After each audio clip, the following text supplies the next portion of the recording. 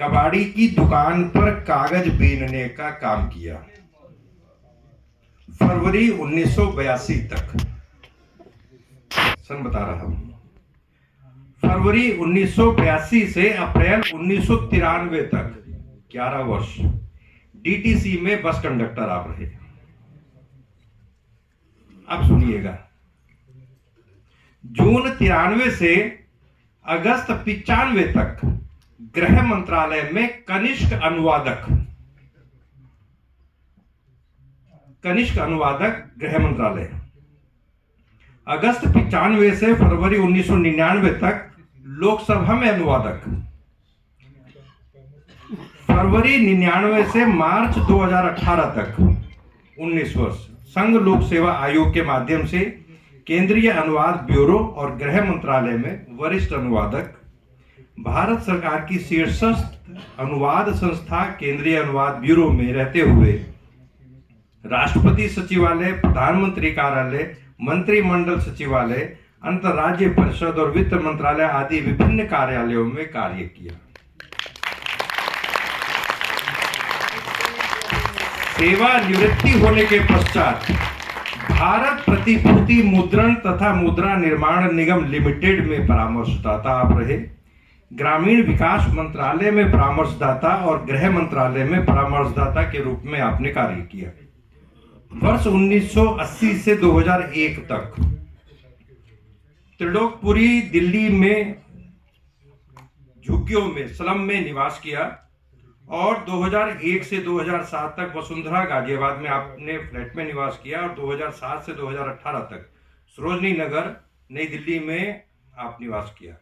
वर्तमान में 2018 से अब तक वसुंधरा गाजियाबाद में निवास करते हैं माननीय श्री एडवोकेट रमेश गहलोत जी। धन्यवाद।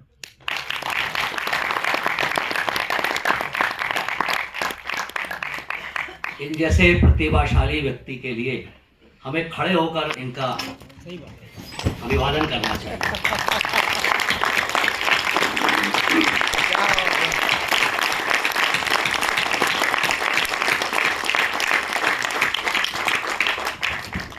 बोले उससे पूर्व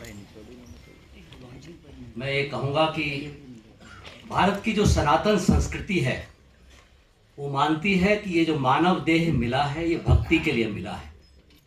और कबीरदास क्या कहते हैं, भक्ति करे कोई सूरमा जात वर्ण कुल खोए।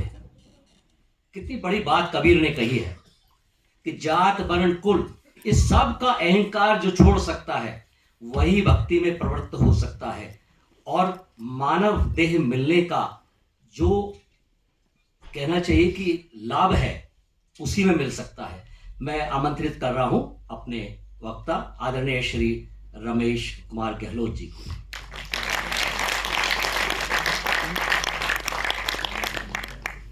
धन्यवाद। अच्छा, आवाज आ रही है? असल में क्या है, मुझे इस तरह से विद्वानों के बीच में बोलने का ज़्यादा अनुभव नहीं है, तो मैं अपनी बात शुरू करने का अपने आप को थोड़ा सा मोटिवेट करने के लिए कहानी सुनाता हूँ। एक बार जैसे यहाँ पे नदियाँ गहरी हैं, पुल बहुत ऊंचे हैं, तो एक आदमी जो है नीचे कंबल में लिपटा पड़ा था। तो ऊपर वाले कह रहे थे भाई कंबल को छोड़ दे, ऊपर आ जा। तो नीचे से फिर वो आवाज दी, यार कंबल मुझे नहीं छोड़ रहा। बहुत देर के बाद पता चला कि उसे किसी भालू ने पकड़ा हुआ था, तो बीच में नहीं छोड़ा था। इसलिए मेरी भी स्थिति ऐसी कि विद्वानों के बीच में मैं फंस गया हूँ। तो मैं निकलूं तो कहते भाई मैं, अब आपने पता लगा लिया कि मेरा कोई ऐसा बैकग्राउंड है नहीं विद्वानों जैसा कि एकेडमिक्स वाला नहीं है। तो फिर भी मैं अपनी बात अपने आप को मैंने थोड़ा सा किया है दम लिया है कि भाई कुछ बोलने की शुरुआत करता हूँ। तो जैसे इन्होंने बताया इसी तरह से जो हमारा जीवन जो है गांव से शुरू हुआ और शहर से आगे अब रिटायरमेंट तक भी चले आए। तो इसमें क्या है ना, भारत जो है एक जाति प्रधान देश है और जाति ही सच्चाई है। इसके अलावा हम चाहे जितनी किताबें लिखे, जितने उपन्यास लिखे, फिल्में भी बनती हैं, सब कुछ होता है, साहित्य भी रचा जा रहा है, गाने, कविताएं, संस्कृति सब कुछ पे लिखते हैं, लेकिन जाति ज्यों की त्यों है आज भी। और मैं तो कहता हूँ पहले की तुलना में पैनापन जाति में ज्यादा आया है, वो ज्यादा पैनी हो गई है, उसकी धार तेज हो गई है। पहले विजिबल थी जाति, अब जो है वो इनविजिबल है, लेकिन ज्यादा कष्टकारी है। पहले क्या होता था, हम गांव देहात में रहते थे। अच्छा, जाति की बात बता देता हूं मैं। मेरा नाम जो है फोल्डर में भी आपने देखा होगा, रमेश गहलोत भंगी लिखा हुआ है। तिवारी जी ने इसलिए नहीं बोला कि मैं बोलूंगा तो कहीं ऐसा ना हो कोई ऐसे कह दे कि भंगी नाम का उच्चारण कर रहे हैं। तो ये जो है, इसलिए जाति भारत की सच्चाई, इसलिए मैंने अपनी जाति का नाम जो है वो अपने सरनेम में जाति जोड़ लिया, रमेश भंगी। आप गूगल करेंगे या फेसबुक पे भी रमेश भंगी के नाम से मिल जाएगा। चूंकि हुआ क्या, हम सोचते थे कि भाई हम जो है सुअर चराते हैं, सुअर खाते हैं और गंदे भी रहते हैं, और इसलिए लोग नफरत करते। तो हमने सुअर का मीट खाना छोड़ दिया। गांव में से आ गए तो सुअर पालना भी छूट गया, और पढ़े लिखे हो गए तो सरकारी नौकरी में भी आ गए। किसी तरह की कोई गंदगी का भाव नहीं, कुछ नहीं। ऐसी जो जो चीजों से हम समझते थे कि इन वजहों से मुझसे नफरत की जा रही है, वो सारी चीजें, वो सारे कारण मैंने दूर कर दिए। लेकिन उसके बाद भी नफरत तो जो की त्यों है। और हमारे कई लोग जो है ना, जैसे वाल्मीकि लोग आजकल अपना रहे हैं, अपने भी वाल्मीकि बोलते होंगे शायद जब दूसरे को संबोधित करते हैं। जो भंगी कास्ट के लोग हैं, सफाई कर्मचारी लोग हैं, उनको आप भी दूसरे नामों से पुकारते हैं, उसके असली नाम से नहीं पुकारते, भंगी नाम से नहीं पुकारते। तो उससे कोई क्या फर्क पड़ता है हमारे जेहन में जो है ना, जैसे पूर्वाग्रह शब्द है, पूर्वाग्रह जो हमारा सबकॉन्शियस में जो पड़ा हुआ है, हमें जैसे कोई वाल्मीकि बोलता है तो हमारे को, हमारा ब्रेन हमें तत्काल बता देता कि यार वो भंगी है, ये इस तरह का है, यहाँ पता नहीं क्या कहते हैं, शायद डोम कुछ कहते हैं यहाँ। तो इस तरह से जो है मैंने इसलिए ये अपने सरनेम में लगा लिया। तो रमेश भंगी मैंने सोचा, कई लोग मुझे, मेरे अपने लोग भी कहते हैं यार ये नाम बहुत गलत है, अच्छा नहीं है। तो मैं कह रहा हूँ जब मैं रमेश भंगी बोलता हूँ, मैंने अपने लिए बोला, तो वो जो नफरत का भाव है वो किसके दिमाग में पैदा हो रहा है? सामने वाले के दिमाग में पैदा हो रहा है, मेरे में तो हो नहीं रहा। तो जब सामने वाले के दिमाग में पैदा हो रहा है तो ये प्रॉब्लम उसकी है। अगर भाई गुलाब में से, अगर गुलाब के अंदर से किसी को गुलाबी खुशबू तो हम सभी लेते हैं, सबको महसूस कर, अगर किसी व्यक्ति को उसमें से कोई अलग तरह की खुशबू आ रही है तो ये तो वो अपना इलाज कराए। तो हम कहते हैं कि ये लोग जो हमारे लोग हैं बेचारे अलग अलग तरह से नामकरण बदलते रहते हैं, नामांतरण करते रहते हैं। और अभी थोड़ी देर पहले को धर्म की मामला भी आया तो धर्मांतरण भी कर लेते हैं। तो मगर उससे क्या फर्क पड़ता है? आप तो व्यक्ति तो वही हो ना। और जाति हमारी इतनी सच्चाई है कि जब तक हम जाति का नाम जान नहीं लेते तब तक हमें चैन पड़ता ही नहीं। हाँ भाई क्या नाम है? राकेश। अच्छा अच्छा, आगे क्या है, सरनेम क्या है? उसके बाद है, और थोड़ा घुमा फिरा के कोई लिख लेता है, भारती वारती लिख लेते हैं, तो उसके बाद फिर खोजते हैं। तो भाई मैंने तो अपनी ऊर्जा बचाने के लिए अपना नाम रमेश भंगी रख दिया। मुझे तो इससे गर्व। और अच्छा, मुझे गर्व क्यों है? गर्व इस बात का है कि हमारी जो, मैंने अभी तक मेरे द्वारा अब तक अर्जित किए गए ज्ञान के अनुसार, मैंने इनको कभी पढ़ने में नहीं आया, सुनने में नहीं आया कि इन्होंने कभी कोई अपराध में ये जाति शामिल रही हो। जैसे अपराधी जातियों के कई नामकरण किए, अंग्रेजों ने भी किए, तो ऐसा इनके बारे में सुनने में नहीं आया। ये बेचारे नाली निकाल देंगे, मोरी खाली कर देंगे, लैट्रिन साफ कर देंगे, लेकिन मेहनत करके खाते हैं। हमने भी मेहनत करके खाया बचपन में, और ये लैट्रिन वैट्रिन साफ करे, गोबर कूड़ा उठा के, लेकिन कभी चोरी चकारी डकैती इस तरह के चीजों में कभी लिप्त नहीं देखा। इसलिए मुझे गर्व है कि हम लोग ऐसी परंपरा या ऐसी जात को बिलोंग करते हैं, उनके साथ ऐसा कुछ जुड़ाव हुआ नहीं है। तो अब, और मुझे गर्व है कि मेरा जन्म जो है भारत देश में हुआ। कुछ बात तो है कि मिटती नहीं हस्ती हमारी, सदियों रहा है दुश्मन दौरे जमा हमारा। और इसके अलावा हमारी जो परंपरा है, जो लिखने पढ़ने की, विद्वता की जो परंपरा है, इसमें 4 वेद है, 6 दर्शन है, सांख्य आदि जो है नाम मुझे। अच्छा, इसमें जो है ना आपको विरोध का पूरा मौका है। जैसे शायद वो उद्दालक था, यानी अष्टावक्र का था, वो कितना विरोध वो चर्चा में होता था। इसी तरह से शैव दर्शन में चारवाक को कितना महत्व दिया गया। 5 दर्शन अलग है, छठा दर्शन जो है चारवाक, हमने उसको स्वीकार किया। हमने कभी ये नहीं कहा कि इस दर्शन का समाप्त हो जाए, कुछ हो जाए। तो विरोध की भावना को सहने की भी हमारी बड़ी जबरदस्त अच्छी परंपरा रही है। और जैसे कि मुझे यहाँ पे बीच में बुलाया गया है, भंगी हूँ, उसके बाद भी इतने अच्छी जेंट्री में मुझे बुला लिया गया, धन्यवाद। अच्छा, और हमारे देखिए 108 उपनिषद हैं, 18 पुराण हैं, 27 स्मृतियां हैं, 2 महाकाव्य हैं, रामायण और महाभारत। महाभारत में तो आपने भी सुना होगा, ऐसी चीज है कि जो कथा महाभारत में नहीं है, दुनिया में ऐसी कोई चीज कथा नहीं है जो महाभारत में ना हो। ऐसी अच्छा है। महिलाओं के लिए तो हम गार्गी, अपाला, मैत्रेयी का बहुत अच्छा उदाहरण देते हैं, लेकिन वो सिर्फ उदाहरण देते हैं, आज हम उसको देख नहीं पा रहे हैं। बाकी हर स्टेट में है। तमिल तिरुवल्लुवर का तिरुकुरल है, बहुत महान ग्रंथ है। सभी स्टेटों में ये चीज है। और जितनी भी हमारे स्टेट है, हर एक की अपनी भाषा है, अपनी संस्कृति है, अपना कल्चर है, डांस है वहाँ की। हमारी इधर की भी है, लेकिन मैं तो पश्चिम उत्तर प्रदेश से आता हूँ, हमारा कुछ भी नहीं है। अच्छा, हमारे देश में देखिए हिंदू हैं, मुस्लिम हैं, ये अभी जो जनगणना होगी उसमें आंकड़े भी आ जाएंगे। हिंदू, मुस्लिम, सिख, ईसाई, बुद्धिज्म, जैनिज्म, जोरास्ट्रियन भी है हमारे यहाँ। लिखित हमारी जनसंख्या भी इसकी गणना होती है। 22 भाषाएं हैं। 22 भाषा तो राष्ट्रीय है, अपने नोट पे देख लीजिए, ये मान्यता प्राप्त भाषाएं हैं। अच्छा, हिंदी जो हमारी है ना, वो राष्ट्रभाषा नहीं है, ये राजभाषा है, ऑफिशियल लैंग्वेज है। हम कभी कभी धोखा कर जाते हैं, क्योंकि मैं अनुवादक रहा हूँ, ट्रांसलेटर रहा हूँ, इसलिए हमें पता है ना। अच्छा, इसके अलावा भी बहुत सारी भाषाएं हैं जिनको अभी जो लोग बोली जाती हैं, हमेशा खत्म भी होती जा रही हैं, विलुप्त भाषाएं भी होती। तो इतना बढ़िया देश जो है हमारा, तो उस देश का नागरिक होने के नाते मुझे बहुत ही गर्व है।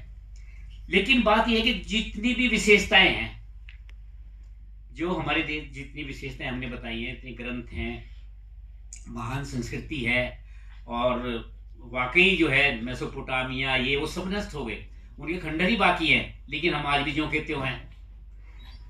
लेकिन इस सब चीजों में जो खासतौर पे हमारा जो भंगी कास्ट है, सफाई कर्मी जिसे बोलते हैं, उनको इतने हद दर्जे से नीचे रखा गया है कि हमें मनुष्य भी नहीं माना गया। ये मुझे कष्ट होता है समाज में। अच्छा, कई लोग कहते हैं अरे नहीं नहीं, आजकल तो जातिवादी मानते ही नहीं। आपको पता, समाज शास्त्र में या सोशल वर्क वाले स्टूडेंट जानते होंगे, विद्वान जानते होंगे कि हमारी जो समाज शास्त्र की किताबें हैं, ग्रंथ है, वो जाति से शुरू होते हैं। तो जाति के बिना जाति को इग्नोर नहीं किया जा सकता, उसे पहले स्वीकार करना होगा, तब हम भाई हम डॉक्टर के जाएंगे तो पहले कहेंगे ना, भाई मेरे को बुखार हो रहा है। अगर मैंने कहा मुझे बुखार है नहीं, तो डॉक्टर क्या दवा देगा? तो सबसे पहले हमें ये एक्सेप्ट करना पड़ेगा कि भाई जाति है और जाति की समस्याएं हैं, तब हम उन्हें दूर करेंगे। साइंस में हम पढ़ते हैं ना, प्रैक्टिकल करते हैं, पहले हाइपोथेसिस लिखते हैं, फिर प्रॉब्लम, फिर उसके बाद बाकी चीजें, फिर आंकड़ा संग्रहण करते हैं, उसके बाद फिर उसका एनालिसिस करते हैं। तो इसी तरह सबसे पहले जाति को स्वीकार करना अनिवार्य है कि भाई जाति एक बहुत बड़ी समस्या है, और हमें हमारी मतलब जो हमें वेदना होती है उसे स्वीकार करना पड़ेगा कि इसमें वेदना, ये वेदना फील कर रहा है। आप अपने आनंद में हमें इग्नोर कर जाते हो, तो हमें इस बात का कष्ट होता है।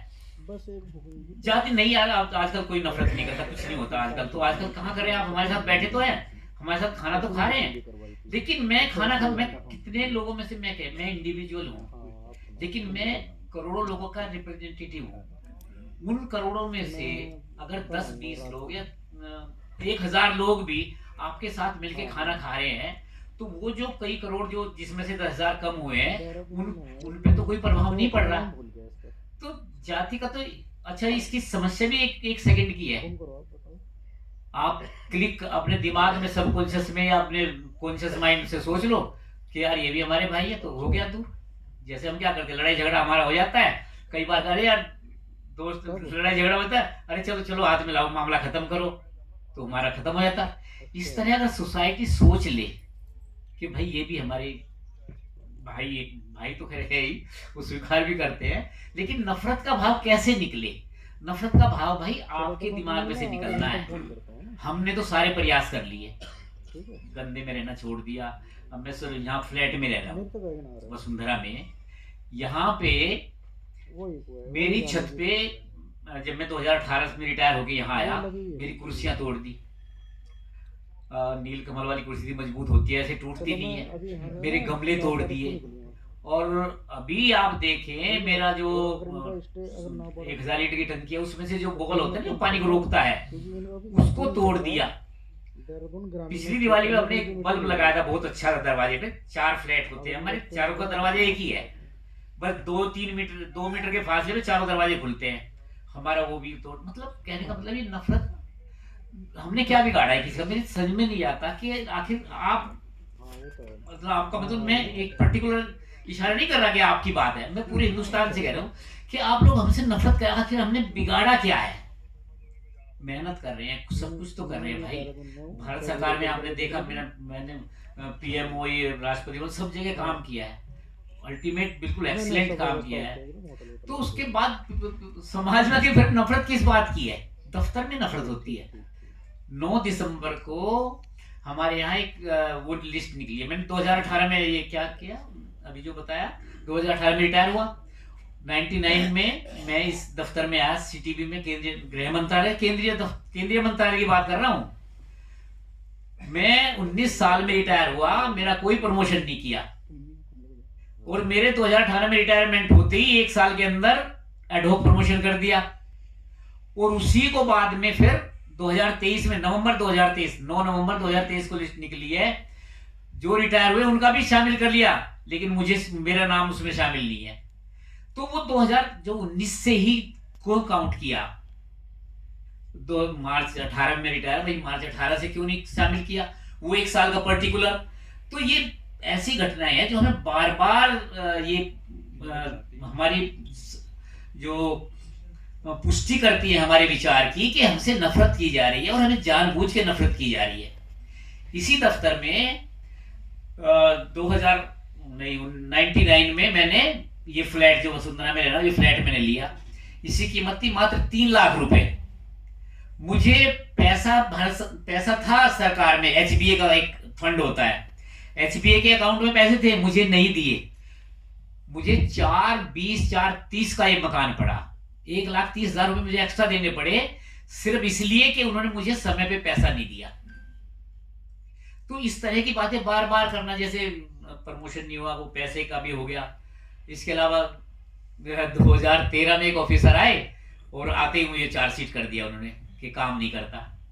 जबकि इन्होंने अभी जो गिनाए हैं ना ऑफिस, वहां से एक्सीलेंट मुझे प्रशंसा पत्र मिले हुए हैं, मेरे पास रखे हुए हैं, पीएमओ से, बहुत सारे दफ्तरों से। लेकिन जिस दफ्तर में मैं काम करता हूँ, वो दफ्तर कह रहा है कि ये काम नहीं करता। मुझे चार्जशीट कर दिया, मेरी तनख्वाह तक भी रुकवा, तनख्वाह का मतलब जो एक इंक्रीमेंट होती है वो रुकवा दी। मुझे पता था कि कुछ होना नहीं है, तो झूठा मामला है, तो वो मेरे को बाद में पैसे मिल गए, मेरा सब कुछ ओके हो गया। लेकिन होने के बाद जो वेदना, जो यातना, जो मानसिक यातना और आर्थिक भी नुकसान हुआ कई महीने तक, वो मैंने क्यों झेला? उन्हें पता है कि हमारा कुछ बिगड़ना नहीं है। दफ्तरों का ये है कि भाई ने मामला लिंगर ऑन कर दो, कोर्ट में जाएगा, ऐसे करेगा। तो इस तरह की भावना आखिर मन में क्यों पैदा होती है? वो होती है जातिवाद से। वो जाति कहते हैं मैं सुपीरियर हूं, अरे छोड़ो इसको, करो इसको, क्या कहते हैं, इसको सिखाओ। इस तरह की ऐसी भावना क्यों रखते हैं भाई? वो प्रेम और करुणा क्यों नहीं रखते आप? मैं बार बार वही कहता हूं कि मैंने तो कुछ किया भी नहीं भाई।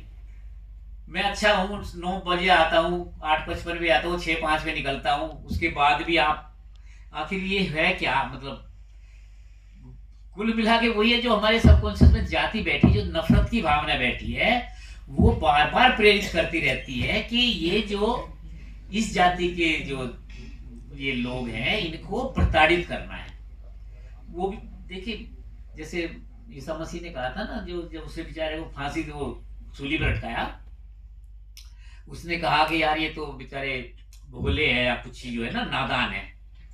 तो हमें भी ऐसे ही लगता है कि ये जो नफरत कर रहे हैं ये नादान है, हम इन्हें पता नहीं है क्यों नफरत कर रहे हैं, बस परंपरा से नफरत कर रहे हैं। संस्कारगत जो इनके दिमाग में घूम, जो विचार जो बैठा दिए गए, असल में वो व्यक्ति जिम्मेदार थोड़ी है, वो जिम्मेदार तो वो संस्कार है, वो संस्थाएं हैं, हमारे परिवार हैं, हमारे पेरेंट्स हैं, जो हमारे बच्चों के दिमाग में ऐसी बातें भर देते हैं कि ये जो सफाई वाली है ये नफरत के लायक है, इस तरह से। तो वही सब हमारे अवचेतन मन में जो विचार चले जाते हैं, उसकी वजह से वो बेचारे जिंदगी भर नफरत करते चले जाते हैं। जिस व्यक्ति में नफरत होती है, आजकल तो सेल्फ हेल्प बुक्स है, यूट्यूब पे इतनी तमाम तरह की चीजें हैं कि आप देखते होंगे कि सकारात्मक सोच की चीजें आजकल बहुत ज्यादा मतलब हॉट केक की तरह है आज। तो सब जानते हैं कि जिस व्यक्ति के अंदर नफरत पैदा हो रही है, ज्यादा नुकसान उसी को हो रहा है। तो ये हमारा नुकसान तो हमें तो क्या है, हमें तो आदत पड़ गई नफरत सहने की, लेकिन सबसे ज्यादा नुकसान उस समाज का हो रहा है जो पीढ़ी दर पीढ़ी अपनी संतानों को नफरत के बीज बो रहा है हमारे प्रति। ये उसके लिए खतरनाक है, हमारे लिए तो कम खतरनाक है, क्योंकि क्या है वो अपना प्रकाश का लोग जानते हैं फिजिक्स में, प्रकाश अगर 60 अंश पे जाएगा तो 120 पे परावर्तित होगा। तो उस तरह से ही अगर आप छोटा बीज हमारे पास नफरत करेंगे तो 1000 गुना जाके वो आपके अंदर जो है तरह तरह की उसका मैनिफेस्टेशन जो है ना अन्य बीमारियों में होगा। तो ये बहुत खतरनाक चीज है। भाई हम तो यही कहेंगे, भाई प्रेम करिए, करुणा करिए आप, और अपना भी सुधार होगा और हमारे मन में भी ये भावनाएं पैदा हो जाएंगी कि भाई हम भी इसी क्या कहते हैं उसे मुख्य धारा में आ गए। अभी हमें मुख्य धारा में नहीं समझाया था, हम लोग तो अलग अलग रहते हैं। अच्छा, हम लोग इतनी पूरा मेहनत करने के बावजूद भी हमें क्या कहते हैं, साला कमीन है। ऐसे हमारी उत्तर प्रदेश की, पश्चिम उत्तर प्रदेश की, आपके साथ सहारनपुर इधर भी यही लैंग्वेज है, साला कमीन है। कमीन माने कर्महीन है, यानी कमीना काम नहीं करता।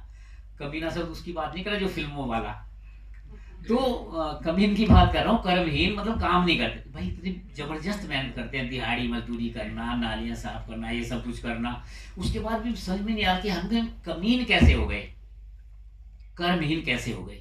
तो इस तरह की जो चीजें हैं इसमें बहुत ही जो है दुखदाई बात हो जाती है। मैंने जो है 1-2 वो लिखे थे,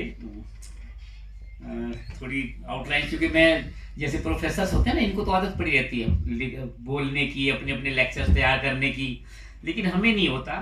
तो हमें इस बारे में एक बात थी अभी थोड़ी सी, वो पता नहीं कितने लोगों को अच्छी लगेगी या नहीं लगेगी, लेकिन जो जैसे ऋग्वेद की बात थी ना, ऋग्वेद मेरे पास है, मैंने पढ़ा है, 10वां क्या कहते हैं 10वां मंडल, हाँ 10वें मंडल में है वो ऋग्वेद का।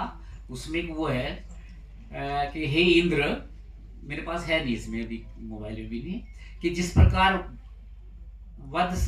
वधशाला में गायें कटती हैं, उसी प्रकार तुम्हारे अस्त्र से दुश्मनों का सफाया हो जाए। तो इस जो क्या कहते हैं उसे ऋचा से जो सिद्ध होता है, उससे तो यही सिद्ध होता है कि भाई गौ वधशाला का वर्णन इसमें है। और मैंने पढ़ा है, जो मैं बोल रहा हूँ, जितने सेंटेंस मैं बोल रहा हूँ उनके लिए मैं जिम्मेदार हूँ। I am responsible for my words. बाद में है ना, नहीं वो बाद में आप सवाल जवाब कर लीजिए, ठीक है ना। तो इस तरह की कई बातें हैं। और हमारे को जैसे हमें तो भाई मैकाले जैसे अभी एक बात और थी कि जिन अंग्रेज विद्वानों को हमारी नजर में क्या है, मतलब मेरी जो हम लोग जो प्रताड़ित लोग हैं उनकी नजर में नहीं, जो हमारी हिंदू संस्कृति के जो हमारे जो अपने आप को मुख्य धारा के लोग समझते हैं, उनमें वो मैक्स मूलर ने 50 ग्रंथ, शायद मैं गलत भी हो सकता हूँ, 50 सैक्रेड बुक्स लिखी हैं उन्होंने, 50 सैक्रेड बुक्स ऑफ ईस्ट, और वो सब हमारे भारत के बारे में है, 50 किताबें लिखी है। तो मैक्स मूलर हमें इतने ज्यादा पसंद है कि बहुत ज्यादा पसंद है, जबकि हमें मैकाले पसंद है, क्योंकि हमारे शिक्षा के द्वार उन्होंने ही खोले। अपनी पीढ़ी के लोगों में मेरे पिताजी 8वीं तक शायद पढ़ पाए होंगे, वो आज़ादी से पहले पैदा हुए, मैं आज़ादी के बाद पैदा हुआ, तो हम तो यहाँ तक पढ़ के पहुँच गए, वो सब उसी की शिक्षा का है। तो हम जो है चाहते हैं कि भाई ये वाली जो शिक्षा है, जैसे अभी चल रहा है कि भाई परंपरागत शिक्षा वाला है, तो परंपरागत शिक्षा में हमारे लिए कोई स्थान नहीं है। इसलिए हमें डर लगा रहता है कि अगर परंपरागत शिक्षा जो जिस शिक्षा की बात है चल रही है, अगर वो शिक्षा आएगी तो हम तो आज भी आउटकास्ट हैं, आउट ऑफ परव्यू हैं, तो तब तो हम बिल्कुल ही हो जाएंगे अगर उसे विधिवत लागू किया गया। तो हमें तो भाई मैकाले की वजह से शिक्षा मिली है। अगर वो उन्होंने स्कूल खोले जो भी है, अभी हम बताते हैं वो क्या नाम है, कहते हैं कि शायद कोई खन्ना था, वो फिल्म में जो एक सीरियल में काम किया था उसने, हाँ वो कहता था हाँ वो कहता था कि भाई 82,000 पता नहीं कितने हजार हमारे वो थे गुरुकुल थे। ठीक है गुरुकुल हो गए, लेकिन हम लोग जो है जिससे मैं बिलोंग करता हूँ, हम उसमें कहीं नहीं है। हमारी प्रॉब्लम ये है कि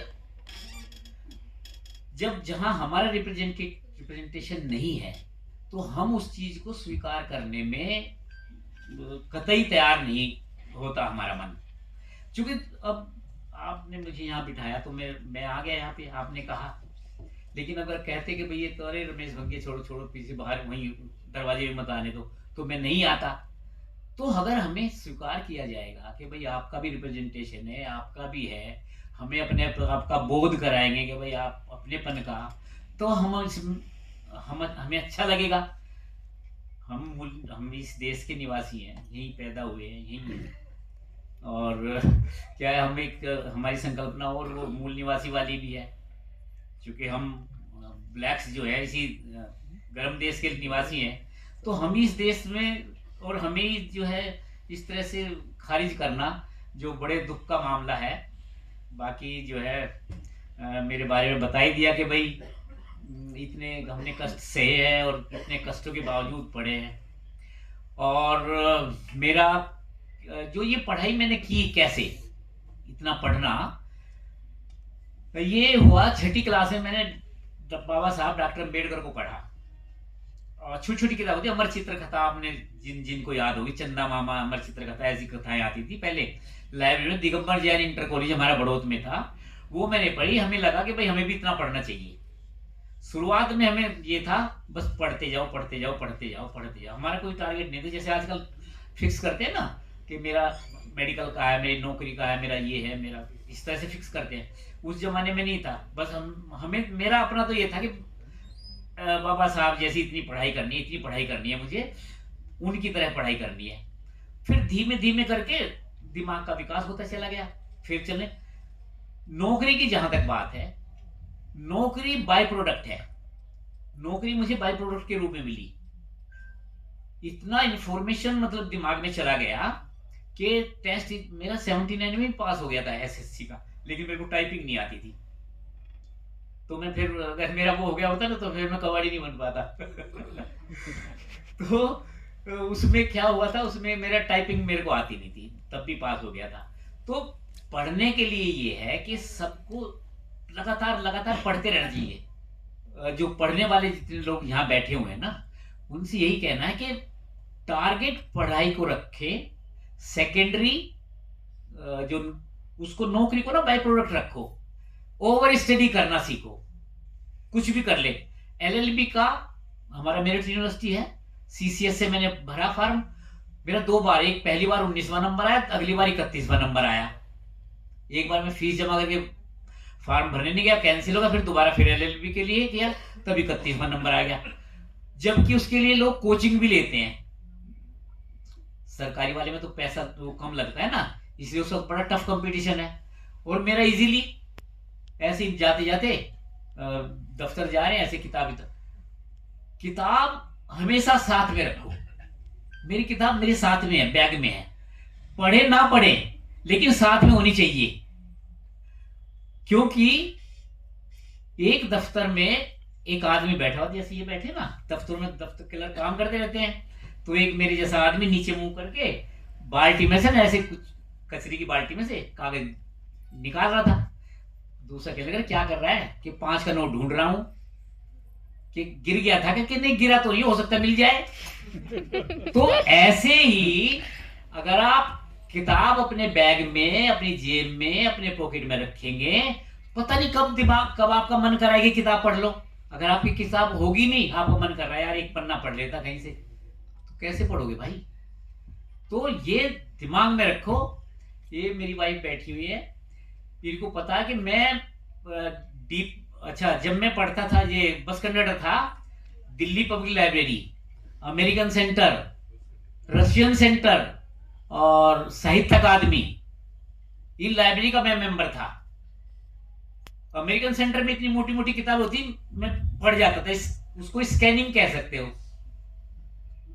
एक सब सेंटेंस समझ में आता था, तो एक भी सही। और ये मैंने मेरा ख्याल है मेरी कितनी हो गई LLM, मेरी 4-5 मेरी वो हो गई है MA। उसमें जो है कई लोग कहते हैं अरे यार अभी तो तूने हिस्ट्री इसमें कर लिया, सोशियोलॉजी में, अभी हिंदी में कर लिया, अभी किसमें कर लिया, अभी उसमें कर लिया।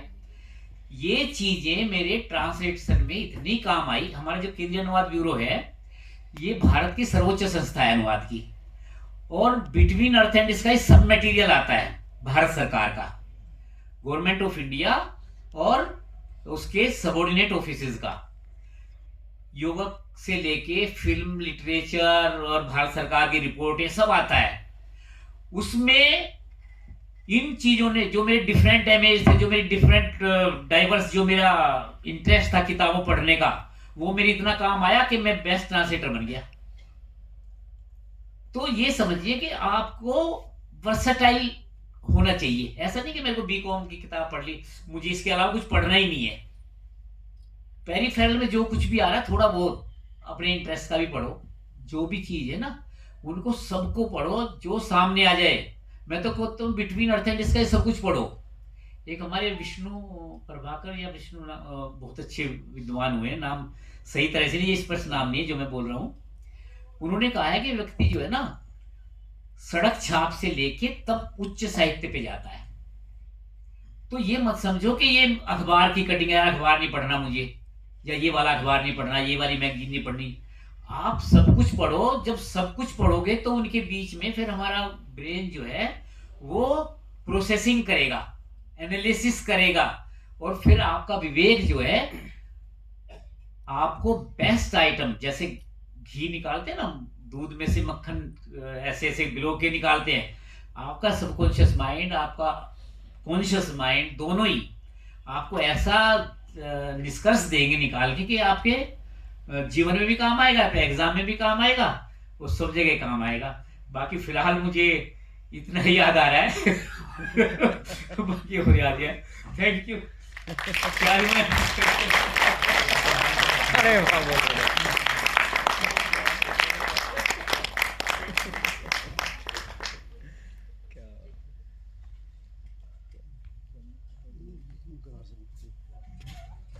कबीरदास जी ने कहा,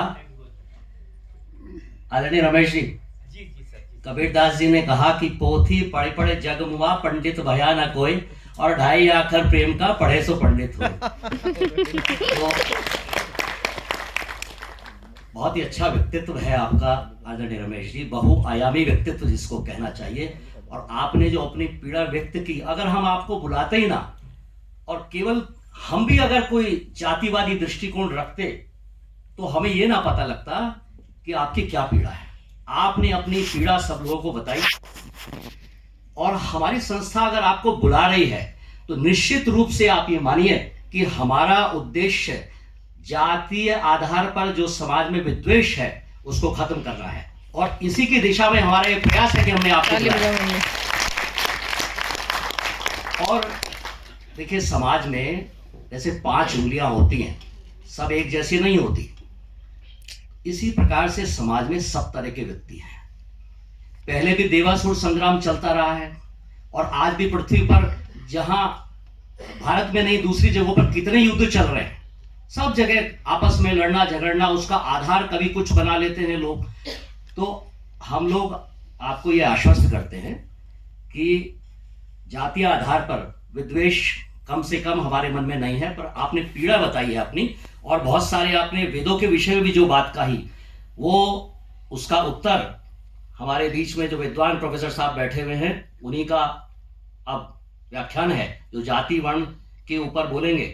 और हमारे बीच में गुरुकुल की आचार्य जी आदरणीय अन्नपूर्णा जी भी बैठी हुई हैं, बहुत ही विदुषी महिला है, वेदों की विद्वान है ये। तो ये बताएंगे कि एक्चुअली जो आपने कहा कि वेदों में गौ हत्या वगैरह के बारे में लिखा है, क्योंकि वैदिक संस्कृति भिन्न है, वैदिक संस्कृत जो है वो भिन्न है, और वेदों के किसी भी एक एक शब्द का अर्थ जानने के लिए